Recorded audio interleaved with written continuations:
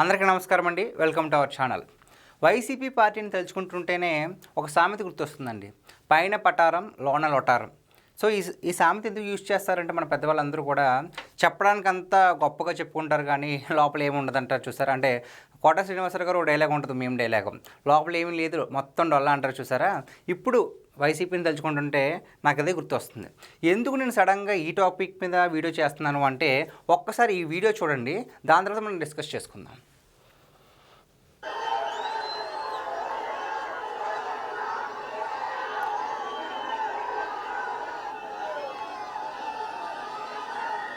So చూశారు కదండి ఈ జనసందోహాన్ని.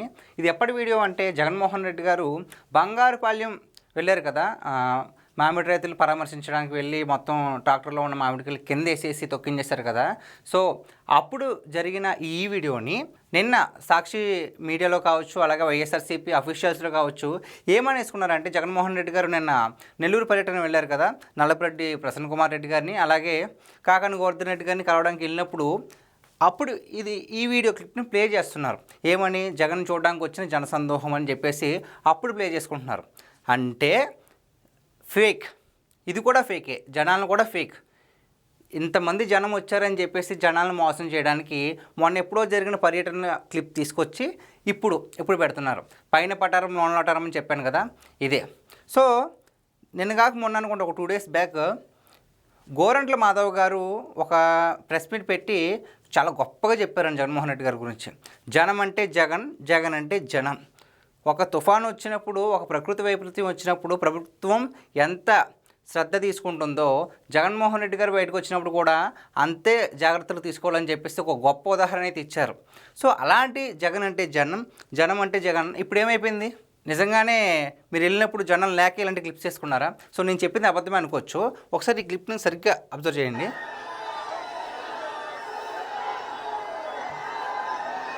సో ఈ వీడియోలో కనుక మనం చూసుకున్నట్లయితే ఇక్కడ బంగారుపాళ్యం అనే బోర్డు చూసారా. సో చిన్న మిస్టేక్, మనం ఎంత తెలివిగా వ్యవహరిస్తాం అనుకుంటాం కానీ చిన్న మిస్టేక్స్ వల్ల బయటపడతాం. ఇక్కడ కూడా అంతే. నిజంగానే నాకు డౌట్ వస్తుంది, ఒకవేళ ఈ మీడియా కానీ సోషల్ మీడియా కానీ టెక్నాలజీ కనుక లేకపోతే ప్రజల్ని నిజంగా ఇంకెంత అమాయకుల్ని చేస్తారని నాకైతే నిజంగా జాలేస్తుంది. కానీ బై గాడ్ గ్రేట్స్ ప్రజెంట్ మనం టెక్నికల్ యుగంలో ఉన్నాం కాబట్టి, సోషల్ మీడియా బాగా పనిచేస్తుంది కాబట్టి ఇలాంటి ఎన్ని తప్పులు చేసినా సరే జనానికి ఒక అవగాహన అయితే వస్తుంది. సో ఇదే కాదు, ఇంకేంటి వీళ్ళు బయటకు చెప్పుకునేది ఏంటి, లోపల ఉన్నది ఏంటి ఒకసారి చూద్దాం.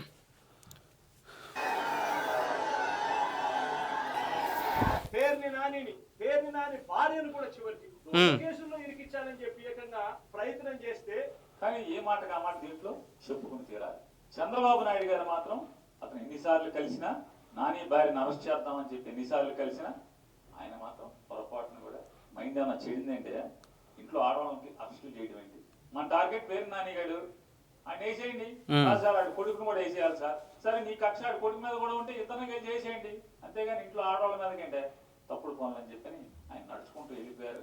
ఇది అధికారులు ఉన్నారు సాక్ష్యం, ఎమ్మెల్యేలు ఉన్నారు సాక్ష్యం. మనం చెప్పుకున్న సామెతకు కరెక్ట్గా సూట్ అవుతుంది. పైన పటారం లోన లొటారం. జగన్మోహన్ రెడ్డి గారు ఇక్కడ ఏం చెప్తున్నారు, పేరుని నాని గారిని అలాగే పేరుని నాని సతీమణి గారిని కూడా కేసులు పెట్టిస్తున్నారు అక్రమంగా అని చెప్పేస్తున్నారు. దాని కింద వీడియోలో ఏంటి, పేరుని నాని గారు స్వయంగా చంద్రబాబు నాయుడు గారు చాలా హుందాగా ప్రవర్తించారు, ఇంట్లో ఆడవాళ్ళ జోలికి వెళ్ళలేదు అని చెప్పేసి ఆయన అంటున్నారు. ఏంటి సార్ ఇవి? నిజంగానే ఈ సోషల్ మీడియా కానీ ఏం లేకపోతే ఏమైపోద్ది అసలు? ఎన్ని మాటలు మారుస్తున్నారు, ఎన్ని జిత్తులు మారిన వేషాలు వేస్తున్నారు. లేనిపోనివన్నీ కూడా సృష్టించింది మీరే. ఏదేదో గొడవలు పెడతారు, ఇదేదో మాట్లాడతారు. ఏ ప్రెస్ మీట్కి వెళ్ళినా సరే ఒకటే స్క్రిప్ట్. సరే కనీసం ఇది జరిగిపోయింది అనే స్పృహ కూడా మీకు లేదా? రీసెంట్గా వైసీపీ వాళ్ళంతా ఏం చెప్తున్నారు, కూటమి ప్రభుత్వం కక్షపూరిత రాజకీయాలు చేస్తున్నారు అంటున్నారు. నిజంగానే కక్షపూరిత రాజకీయాలు చేయాలనుకుంటే ఇంతవరకు రానివ్వరు జగన్మోహన్ రెడ్డి గారిని. అలాగే తప్పుడు అబద్ధాలు ఆడేది ఎవరు? మీ జగన్మోహన్ రెడ్డి గారే. ఎవరైతే పేరు నాని గారు వాళ్ళ భార్యని అరెస్ట్ చేయమని జగన్మోహన్ రెడ్డి గారు చెప్తున్నారు, అదే పేరు నాని గారు చంద్రబాబు నాయుడు గారు చాలా హుందగా ప్రవర్తించారని చెప్తున్నారు. సో ఇంకోటి ఏంటంటే చూద్దాం ఒకసారి.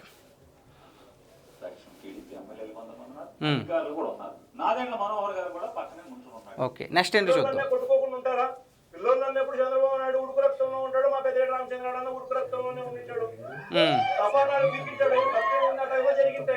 జరిగిందని గుర్తుపెట్టుకొని సేడిజం విధంగా ఇన్ని సంవత్సరాల తర్వాత కూడా ఆయన కొడుకును కూడా జైల్లో పెట్టించారని చెప్పి ఇంతగా తాపత్రయపడతా ఉన్నాడంటే చంద్రబాబు నాయుడు. ఇక్కడ జగన్మోహన్ రెడ్డి గారు ఏం చెప్తున్నారంటే, నేను వెళ్ళారు కదా పరామర్శకు వెళ్ళారు కదా, అయిపోయిన తర్వాత పెద్దిరెడ్డి రామచంద్రారెడ్డి గారుని అలాగే చంద్రబాబు నాయుడు గారు క్లాస్మేట్స్ అంట. సో అప్పుడు ఆ క్లాస్మేట్స్లో ఉన్నప్పుడు ఏదో గొడవ అయ్యి పెద్దిరెడ్డి రామచంద్రారెడ్డి గారు చంద్రబాబు నాయుడు గారిని కొట్టేశారంట. ఆ కొట్టేయడంతో అప్పుడు కాలేజీలో ఉన్న గొడవను ఇప్పటిదాకా లోపల పెట్టేసుకుని ఇప్పుడు ఆయన కొడుకైన మిథున్ రెడ్డి గారి మీద కావాలని కక్షపూరిత రాజకీయం చేస్తున్నారని చెప్పేసి జగన్మోహన్ రెడ్డి గారు చెప్తున్నారు. సరే, నిజంగానే కొట్టారు అనుకుందాం. ఇది ఎంతవరకు నిజం? ఇది పైన పటారం కదా, లోన లొటారం చూద్దాం.